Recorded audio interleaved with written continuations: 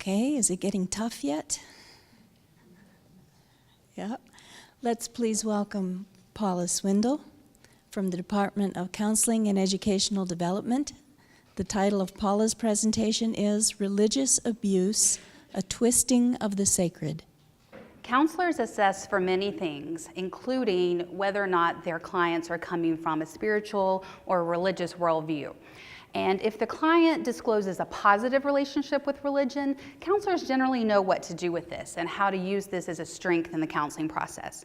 However, if a client discloses an abusive experience in a religious setting where the sacred has been used to harm or to hurt rather than to heal, there's not much guidance out there for counselors around this. So my research has focused on understanding what these experiences might be in order to better equip counselors to address them. So what my research has found is that the types of abuse that may occur within a religious context seem to fall into three very broad categories. The first broad category being abuse that comes from religious leadership. So an example of this might be sexual abuse that's coming from a member of the clergy. The second broad category being abuse that comes from the religious system or the religious group or a member of the group or the system representing the group. So examples of this might be a church that engages in or promotes systemic racism, or a client who discloses that they felt bullied by a church because of their sexual orientation.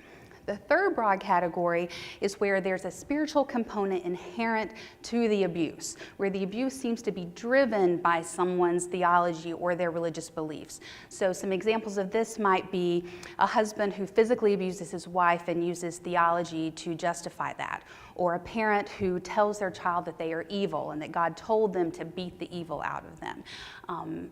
And they engage in physical abuse of that child. So you can see how different experiences may fall into one or more of these categories, so there certainly may be overlap within these categories.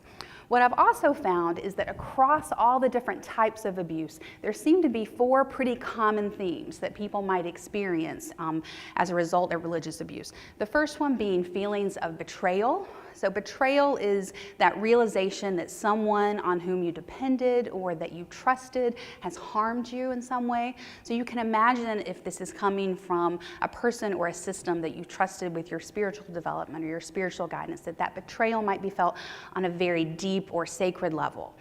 There may be experiences of stigma, which are those feelings of blame or shame or scapegoating that might come as a result of the abuse, especially when it's revealed to the religious system. There may be experiences of powerlessness. If you can imagine, for people who believe in God, what is more powerful than God? And so if you've been abused by someone who's a representative of God or who is abusing in the name of God, that feeling of powerlessness really has the potential to be greatly amplified there.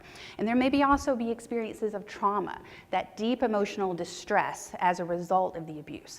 So I'm very passionate about helping counselors be better equipped to address this if it were to come up with a client. Thank you.